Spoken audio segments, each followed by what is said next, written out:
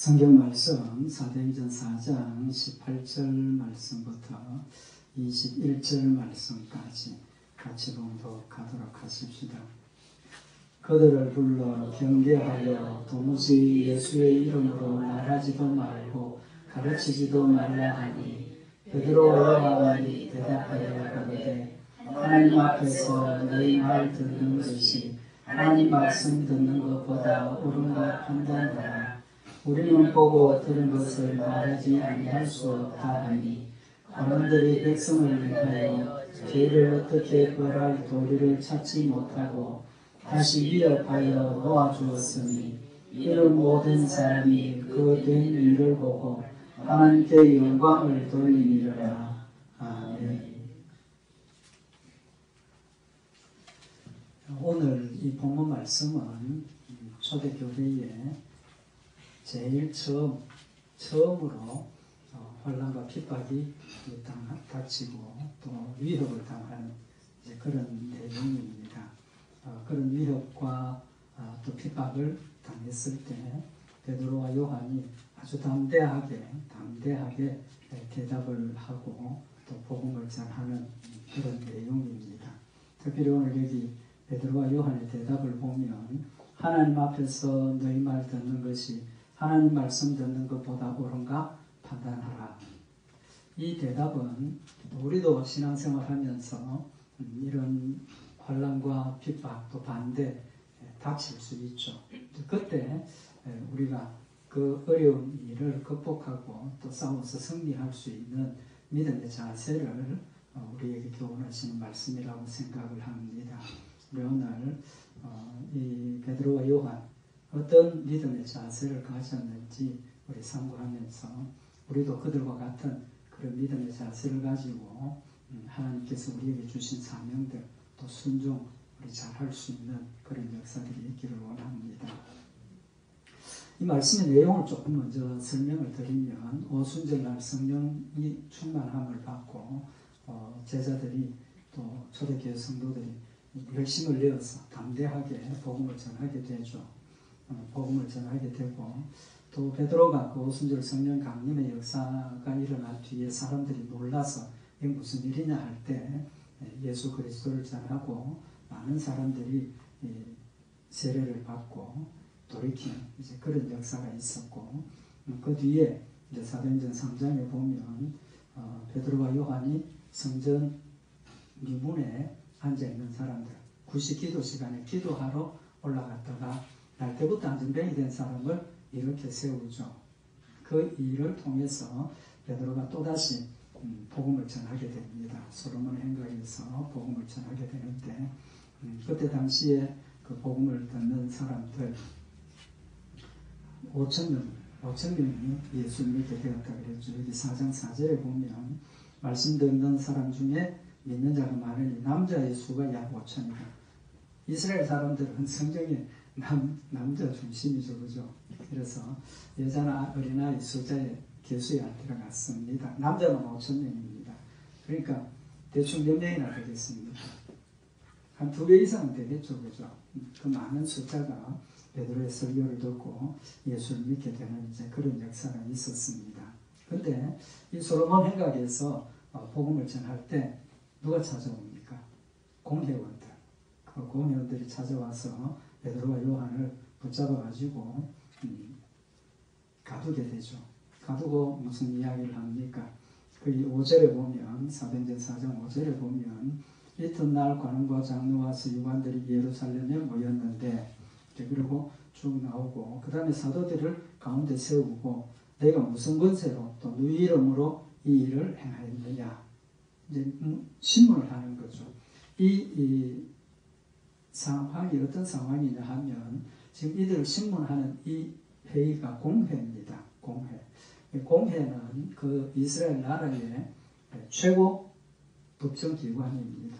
그 70명 나라에서 70명 대제사장, 제사장, 서기관, 바리새인, 사두개인 이 대표들 70명이 모여서 나라의 중요한 일들을 결정을 하고 또 중요한 재판을 하고 결과를 내는 데죠. 예수님 십자가에 못 박아 죽이는 일도 바로 이 공회에서 결정을 하고 예수님을 죽인 곳입니다. 그러면 이 베드로와 요한은 어떤 사람입니까? 인간적으로 보면 굉장히 그 두려움도 많을 수 있고 거기에 가서 썼다는 것 자체만으로도 그저 다리가 둘둘둘 떨릴 정도로 그런 권위 있는 곳에 세워졌습니다. 그죠? 그리고 그들이 너희들 누구 말 듣고 누구 권위로 너 복음 전하느냐 질문을 할 때 그 성경에 보면 8절에 베드로가 성령이 충만하여 가로되 백성의 관원과 장로들아 라고 대답을 하고 예수 그리스도를 복음을 전하게 되죠. 전하게 되고 마지막에 이제 베드로와 요한을 위협을 하면서 이제 오늘 말씀드린 것처럼 여기 18절에 그들을 불러 경계하여 도무지 예수의 이름으로 말하지도 말고 가르치지도 말라. 얼마나 두렵겠습니까? 그죠? 이 자리에서 잘못하면 예수님도 십자가에 못 박아 죽는 그런 판결을 받았는데 두려운 그런 위협을 받았습니다. 근데 베드로와 요한이 하나님 앞에서 너희 말 듣는 것이 하나님 말씀 듣는 것보다 옳은가 판단하라. 우리는 보고 들은 것을 말하지 아니할 수 없다라고 담대하게 대답을 하는 겁니다. 이유가 뭡니까? 이제 말씀드린 것처럼 성령이 충만했기 때문에 하나님께서 그들과 함께 하시고 성령님 그들과 함께 하셔서 마음에 담대함을 주시고 또 바르게 대답할 수 있는 지혜를 주시고 또 지식을 주셔서 우리가 하나님 앞에서 복음 전하는 일이다 담대하게 선포를 하게 되는 거죠. 그래서 오늘 이 베드로와 요한 믿음의 자세에 대해서 좀 말씀을 참고를 하도록 하십시오. 이미 다 말씀을 드렸습니다. 이들이 담대할 수 있었던 것은 이들이 고백했던 것처럼 하나님 앞에서 너희 말 듣는 것이 하나님 말씀 듣는 것보다 옳으냐 어떤 게 더 옳으냐는 겁니다. 하나님 앞에서라는 그 믿음의 자세를 지금 이야기를 하고 있는 겁니다. 오늘 여기 본문에 보면 이제 두 종류의 사람들이 있죠. 베드로와 요한, 그 다음에 또 한 부류는 공회원들. 이제 말씀드린 것처럼 대제사장이 공회원 원장이 되고 판결 재판하는 인도자가 되고 나머지 서기관, 바리새인, 제사장들 70명이 모여서 이제 의논을 하는 겁니다. 오늘 여기 베드로가 담대하게 복음 전할 수 있었던 것은 이제 말씀드린 것처럼 하나님 앞에서 너희 말 듣는 것하고 하나님 말씀 듣는 것하고 무엇이 옳으냐 판단해 보라는 겁니다. 판단의 기준이 뭡니까? 하나님이라는 거죠. 하나님 앞에서 무엇이 옳으냐. 여기 의롭다는 뜻입니다. 옳다는 뜻이 의롭다.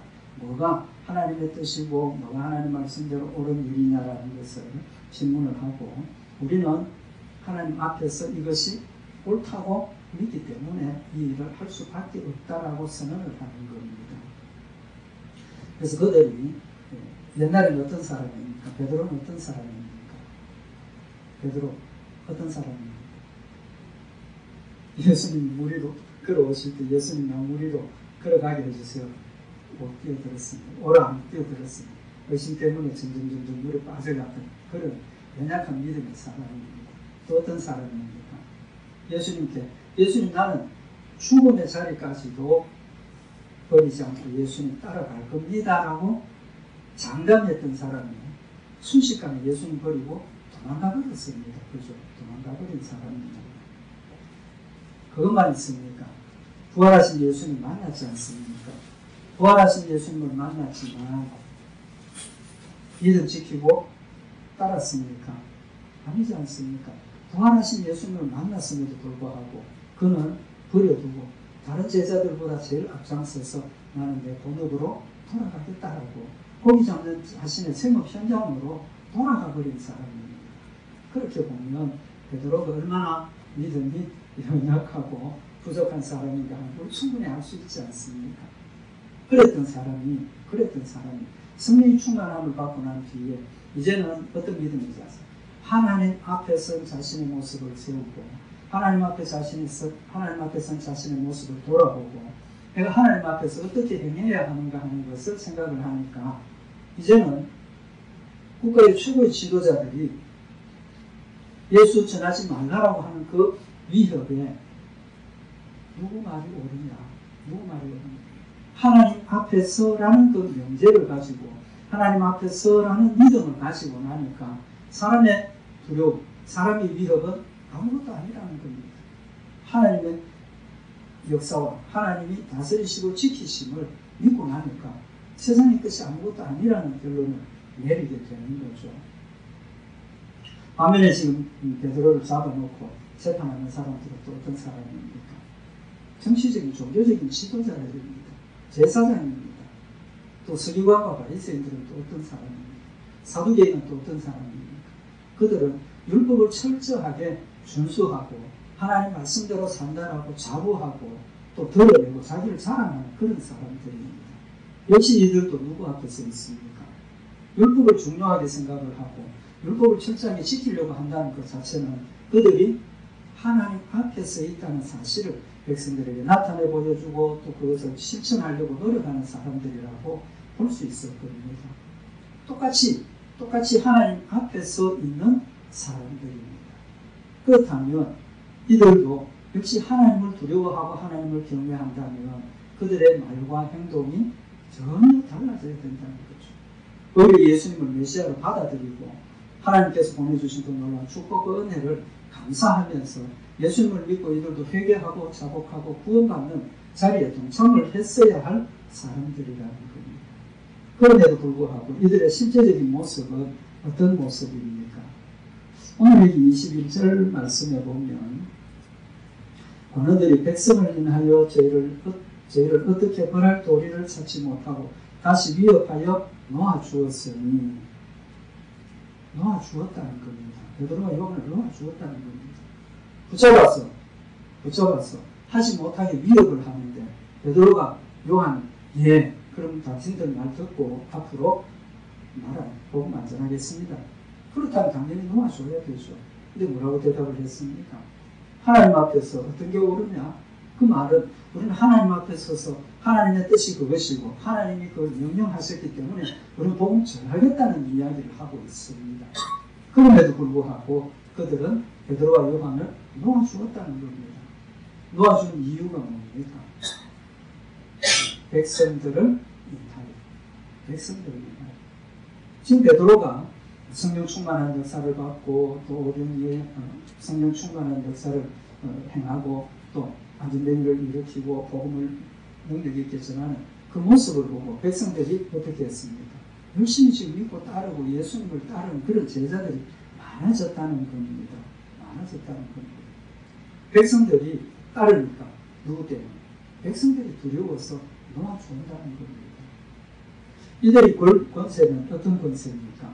전에도 말씀을 드렸던 것처럼 예수님을 십자가에 못 박아 죽여야 하는 죄인이라고 정죄를 하고 로마에 넘겨주어서 예수님을 십자가에 못 박아 죽인 권세가 있는 사람들입니다.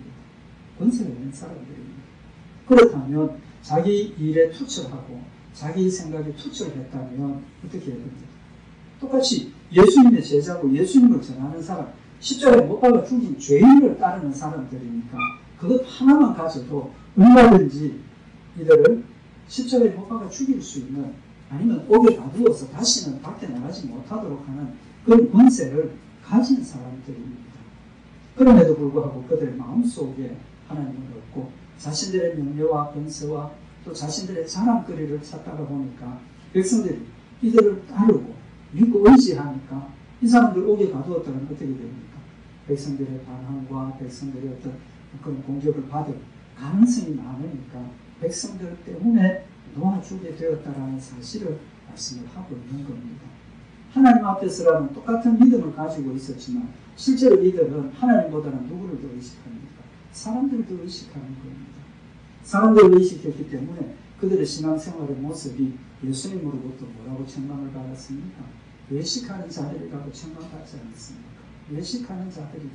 그것이 곧 누구를 의식하는 겁니까? 하나님을 의식한다면 진정한 의미의 11조를 드리고 진정한 의미의 안식일을 지키고 진정한 의미의 구제를 하고 선행을 했어야 함에도 불구하고 하나님은 안중에도 없고 사람들로부터 내가 어떤 평가를 받고 어떤 판단을 받을 것인가 사람들에게 중심이 되니까 사람들에게 보이기 위해서 하는 겁니다. 기도도 사람들이 많은 곳에 가서 하고 11조도 소문나게 하고 구제하는 일도 소문내어 가게 하고 하나님 앞에서의 모습이냐 사람들 앞에서의 모습이냐 명백하게 그 결과가 달라진다는 사실을 말씀을 하고 있는 겁니다. 잠언 29장 25절에 보면 사람을 두려워하면 올무에 걸리게 되거니와 여호와를 의지하는 자는 안전하리라. 사람을 두려워하는 자는 올무에 걸리게 되리라 그랬습니다. 여호와를 의지하는 자는 안전하다라고 분명히 말씀을 하셨습니다. 왜? 하나님을 의지하고 하나님을 두려워하는 사람은 보든지 안 보든지 상관없이 자신의 삶에 자신의 말에 책임을 지고 조심하게 되어 있습니다. 사실은 양심만 좀 있어도 사람들이 옆에 있으면 악한 일을 합니까? 안 합니까? 안 하죠. 요새는 하도 마음이 악해져서 대놓고 악한 일 하는 걸 자랑합니다. 그래서 막 유튜브에 해가지고 도둑질하는 거 자랑하고 무슨 징조입니까? 예수의 모습과 그만큼 가까워 있었다고 때를 지금 우리에게 가르쳐주는 겁니다.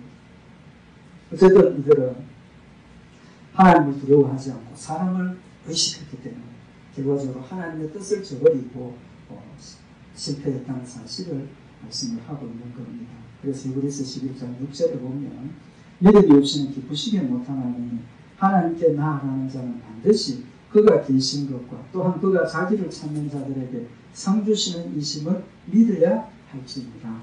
우리의 믿음의 핵심을 지금 말씀을 하고 있습니다. 어떤 하나님입니까? 어떤 하나님을 믿으라는 겁니까? 반드시 그가 계신다. 하나님 존재하신다는 사실을 믿어야 출발이 되지 않습니까? 존재 자체를 믿지 않으면 믿음이 시작이 될 수 없는 거죠.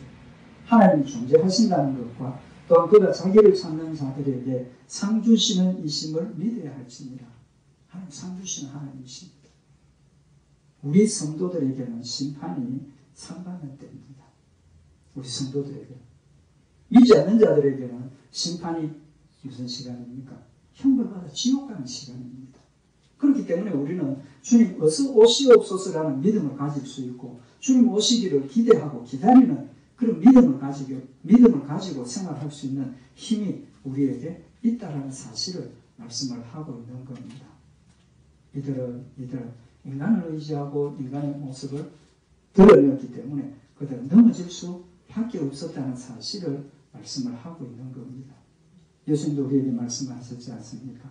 누가복음 12장 4절에 보면 내가 내 친구 너희에게 말하노니 몸을 죽이고 그 후에는 능히 더 못하는 자들을 두려워하지 말라. 사람 두려워하지 말라는 겁니다. 사람은 우리의 생명은 빼앗아갈 수 있을는지 모르지만 더 이상의 것을 아무것도 할 수 없다는 겁니다. 이사야 선지자도 이사야 8장 13절에 보면 만군의 여호와 그를 너희가 거룩하다 하고 그로 더불어 두려워하며 놀랄 자를 삼으라. 하나님을 두려워하라는 겁니다. 하나님 우리에게 요구하시는 게 뭡니까? 주 너희 하나님 여호와를 경외하라는 겁니다. 경외하라는 두려워하라는 겁니다.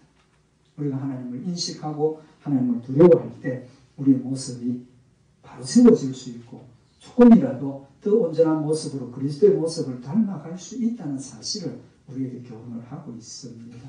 하나님 의식하고 사십시다. 저도 그러지 못하고 있습니다. 순간순간 하나님을 기억하고 항상 기억하는 게 아니라 순간순간 하나님을 기억을 합니다. 잊어버리고 살다 보니까 이제 욕심의 욕심대로 내 생각대로 그렇게 살아가는 거예요. 하나님 우리에게 원하시는 것은 항상 하나님을 기억하고 하나님 앞에 선 자신을 생각을 하고 살라라고 말씀을 하고 있는 겁니다. 두 번째로 이들이 담대할 수 있었던 이유가 뭐냐 하면 지금 좀 전에도 말씀을 드린 것처럼 지금 이들 초대교회 상황이 어떤 상황입니까?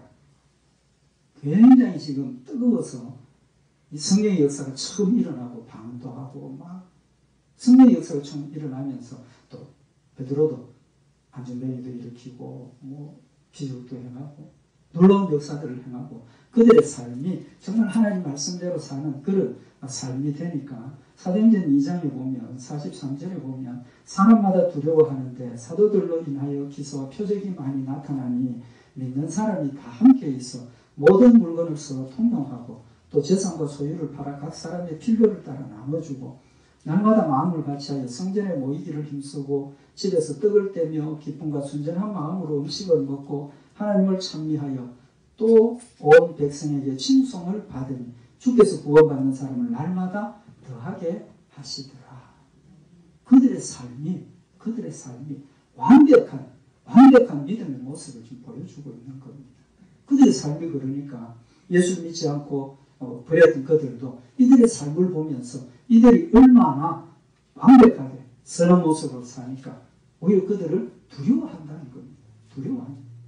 선한 모습을 보고 그들의 믿음 위에 선 생활의 모습을 보고 모든 백성들이 두려워하고 또 모든 백성이 칭찬했다는 겁니다. 우리도 온전히 믿음 안에 섰을 때 그런 칭찬도 받을 수가 있다는 거죠. 어쨌든 이런 놀라운 역사가 일어나고 베드로가 기도했을 때 안전뱅이가 일어나고 병자가 낫고 배우지도 못했던 그들이 하나님의 말씀을 인용을 하고 선지자들의 말씀을 통해서 예수 그리스도를 증거하는 모습을 보면서 많은 백성들이 놀라고 변화되는 그런 모습을 보여주고 있는 거죠.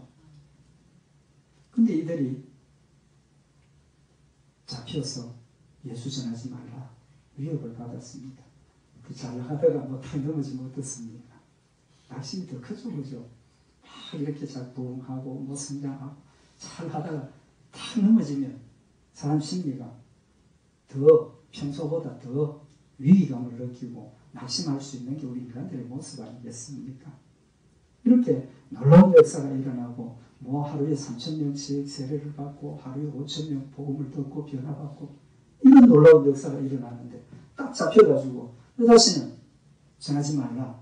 그랬을 때 그들의 마음이 어떻게 했느냐. 인간적으로 생각을 하면 정말 절망적인 그런 마음이 찾아왔을 거라는 겁니다.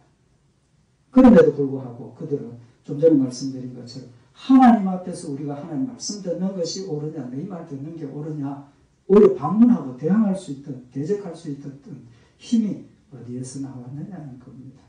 그 이유를 사도행전 27장에 밝히고 있습니다. 베드로 요한이 놓여서 어디를 찾아갔습니까?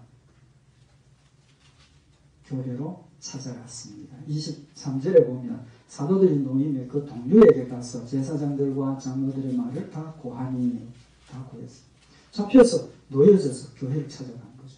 성도들을 찾아가서 이야기를 하고 그들이 받아들이면서 하나님 앞에 기도하게 되는데 기도하는 내용이 27절에 과연 헤롯과 본디오 빌라도는 이방인과 이스라엘 백성과 합동하여 하나님의 기름 부으신 거룩한 종 예수를 거스려 하나님의 권능과 뜻대로 이루려고 예정하신 그것을 행하려고 이 성에 모였나이다. 지금 공의로 모인 이 의미를 지금 밝히고 있는데 그 의미가 뭐냐 하면 과연이라고 그랬습니다. 과연이라는 뜻이 뭡니까? 이런 일이 일어날 것을 알고 있었다는 거죠. 알고 있었다는 겁니다. 그래서 24절 이하에 나타나는 말씀을 보면 하나님 앞에 기도를 하면서 25절에 보면 또 주의 종 우리 조상 다윗의 입을 의탁하사 성령으로 말씀하시기를 어찌하여 열방이 분노하며 족속들이 허사를 경명하였는고 세상의 군왕들이 나서며 관원들이 함께 모여 주와 그 그리스도를 대적하도다. 이 다윗의 시를 지금 인용을 한 겁니다. 다윗이 하나님께서 주신 그 일들을 자신의 그 시를 통해서 앞으로 되어질 일을 지금 예언을 한 거죠. 그런데 이들이 그 다윗의 시를 어떻게 알았겠습니까? 성령이 충만해서 하나님께서 그들의 마음속에 그 시편을 기억하게 하시고 지금 되어진 일이 그냥 되어진 게 아니라 과연 하나님께서 옛날 다윗 왕의 입을 통해서 우리에게 주신 하나님의 역사가 일어날 때 반대되는 사탄의 역사가 반드시 일어날 것이다 라고 말씀하신 것 넘어서 구체적으로 세상의 군왕들이 나서서 체계적으로 반대하고 방해할 거다라는 그 때를 알았다는 겁니다. 그 때를 알았다. 하나님께서 예언해 주시고 알려주셨던 그 때가 바로 지금 이때라는 사실을 알았다는 겁니다. 무엇이 중요합니까? 지금 일어난 이 시기, 이 때가 어떤 때인 줄을 알았다는 거죠. 이 때가 하나님께서 미리 말씀하신 것처럼 환난과 핍박과 반대와 하나님을 공격하는 공격이 일어날 때라는 사실을 그들은 말씀을 통해서 알았다는 겁니다. 때를 아는 게 굉장히 중요하지 않습니까? 우리 세상 살아가는 일에도 뭐가 중요합니까? 때가 중요합니다. 그죠? 시기가 중요합니다. 비즈니스를 하는 것도 그렇고 모든 일이 때가 필요하다는 거죠. 사람들이 뭘 자꾸 찾습니까? 심지어 유행까지도 요새 트렌드가 어떤가 유행을 따라서 가야 덜 소요되고 하니까 시대와 때를 아는 것이 필요하다는 겁니다. 오늘 이 베드로와 요한은 지금 이 때가 하나님의 구원의 역사가 일어나고 그냥 계속 진행되는 것이 아니라 반드시 반대가 일어나고 핍박이 일어나고 환난이 일어날 것이라는 때를 알았기 때문에 과연이라는 그 말로 뭐가 더 강화됩니까? 믿음이 강화되는 겁니다. 이런 절망적인 상황을 당하면 정말 하나님 살아계시나? 이렇게 능력을 행하시는데 우리가 왜 이런 고난과 핍박을 당해야 되는가? 하나님 정말 사랑하시는가? 그런 의심이 들 만한 시기에 하나님께서 약속하신 그 말씀을 통해서 이 때가 반드시 무서운 공격이 일어나고 반대가 일어날 것이라는 사실을, 그 때라는 사실을 깨달았기 때문에, 때를 알았기 때문에 너로 반대가 일어나고 방해가 일어났지만 오히려 뭐가 더 커집니까? 믿음이 커지는 겁니다. 하나님께서 예정하신 대로, 하나님께서 예언하신 대로 이런 일이 일어났다는 사실 때문에 하나님의 말씀에 대한 신뢰가, 하나님의 말씀에 대한 믿음이 더 강해진다는 겁니다. 뿐만 아니라 하나님께서 우리에게 때를 알려주셨습니다. 오늘 이들에게만 때를 알려주신 게 아니라 우리에게도 뭘 알려주셨습니까? 때를 알려주셨습니다. 때를 알려주셨습니다. 무슨 때를 알려주셨습니까?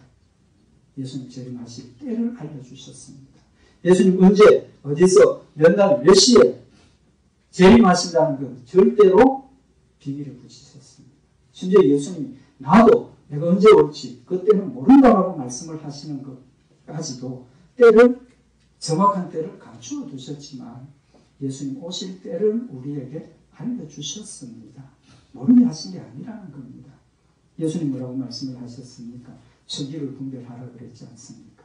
마태복음 16장 2절에 보면 예수께서 대답하여 가라사대 너희가 저녁에 하늘이 붉으면 날이 좋겠다 하고 아침에 하늘이 붉고 흐리면 오늘은 날이 굳겠다 하나니 너희가 청기는 분별할 줄 알면서 시대의 표적은 분별할 수 없느냐. 아침에 일어나서 노을이 지는 걸 보면 날씨가 어떻겠다. 바람이 어떤 오늘 날씨 어떻겠다. 날씨는 우리가 짐작을 하는데 우리가 살고 있는 이 시대를 분별하지 못하고 있다고 책망을 하시고 있지 않습니까? 왜 책망하십니까? 예수님 오실 때를 분별할 수 있도록 때를 알 수 있는 여러 가지 내용들을 가르쳐 주셨다는 겁니다. 가르쳐 주셨다는 거예요.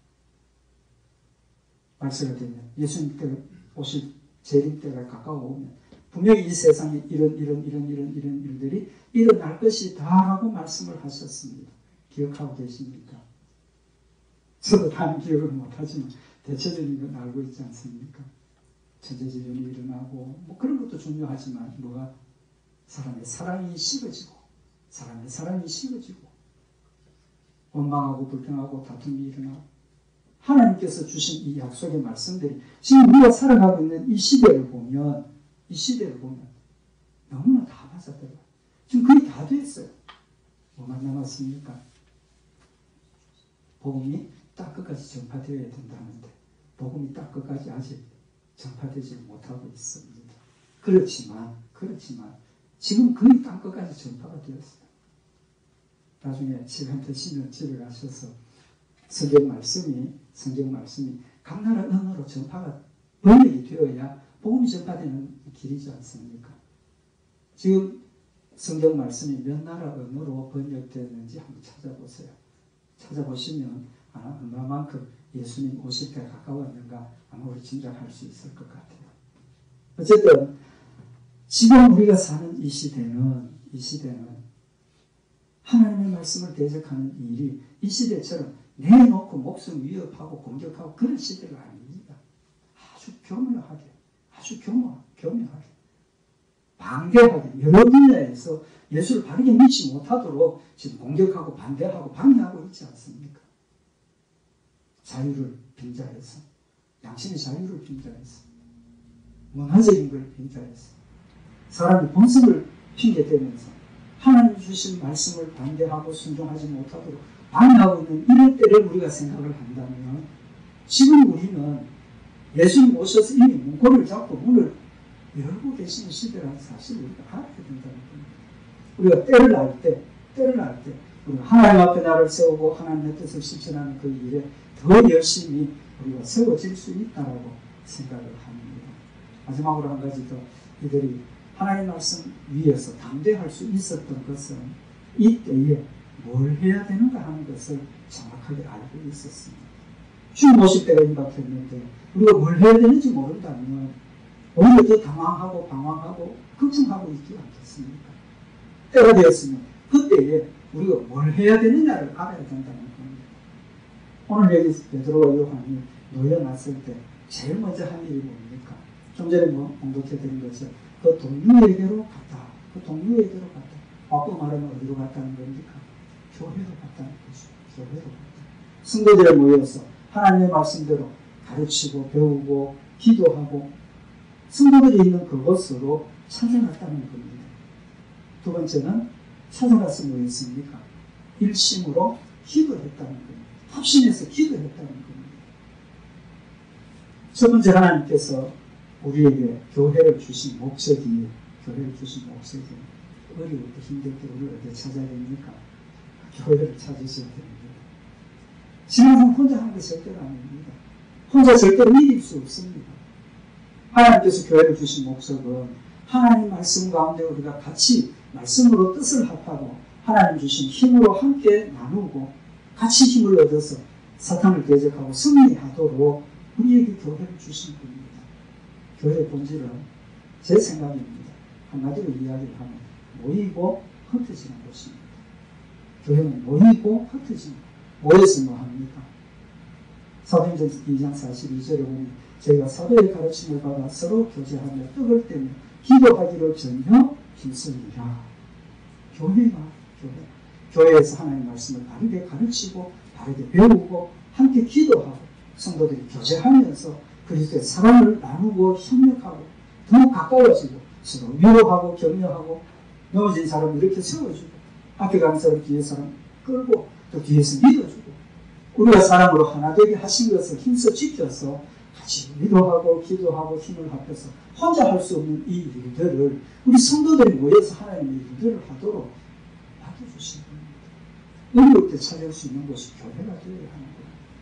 함께 기도하는 제목을 내어놓고 함께 기도하고 서로 위로하고 격려하고 하나님의 말씀을 바르게 배우고 가르치고 실천하는 힘이 교회에서부터 시작이 되어지는 겁니다.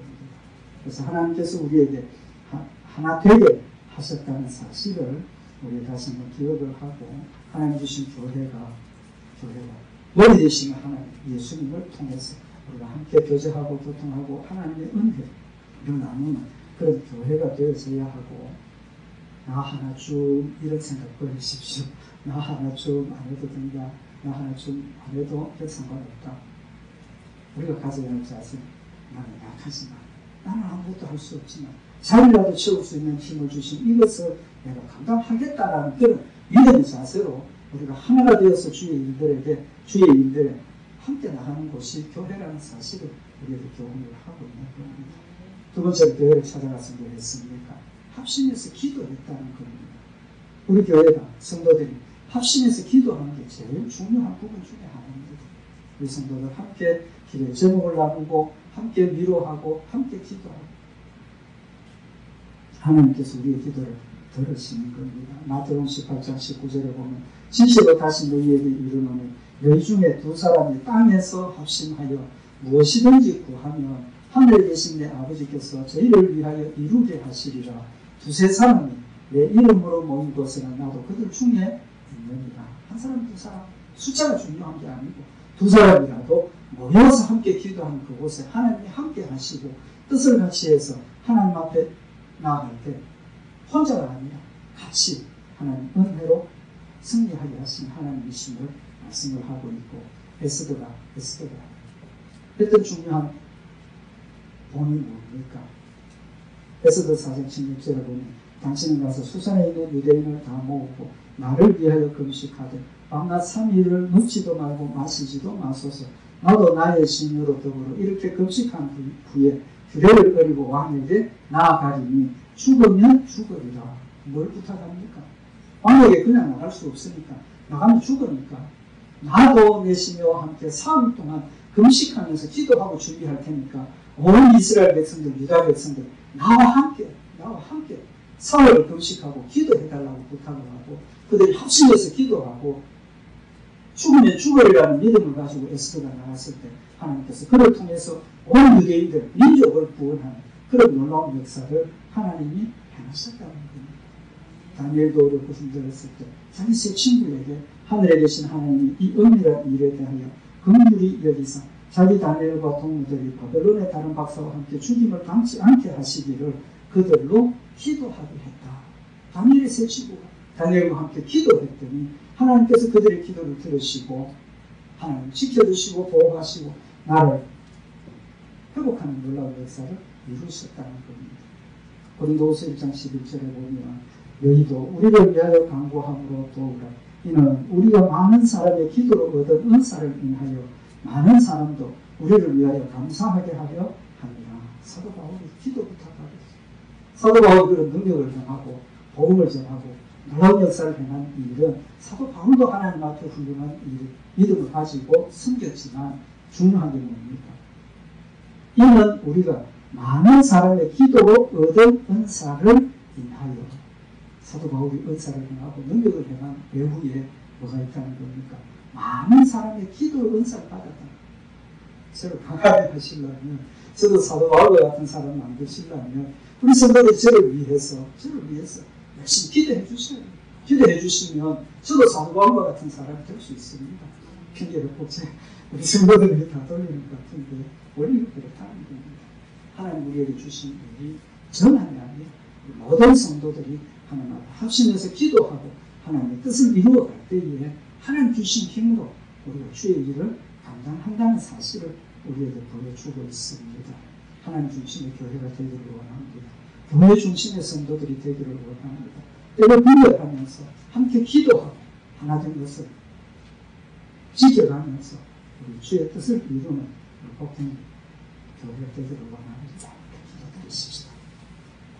사랑하는 하나님 아버지, 베드로와 요한이 그렇지만 핍박을 받고 또 어려운 일에 당했지만 믿음 가운데 성령의 충만함으로 성도들과 함께 기도하고 하나님 앞에서 자신들을 세워서 믿음으로 승리한 것을 저희들이 상고했습니다. 이 시간 성령님 우리 마음속에 하나님 중심의 믿음을 주시고 교회 중심의 믿음을 주시고 하루에게 하신 것을 힘써 지켜가는 믿음을 더하여 주셔서 우리가 어리석고 연약하지만 하나님의 뜻을 이루고 하나님을 영화롭게 하는 복된 열매 되도록 주님 축복하여 주시옵소서. 우리 주 예수 그리스도의 이름으로 기도드리옵나이다. 아멘.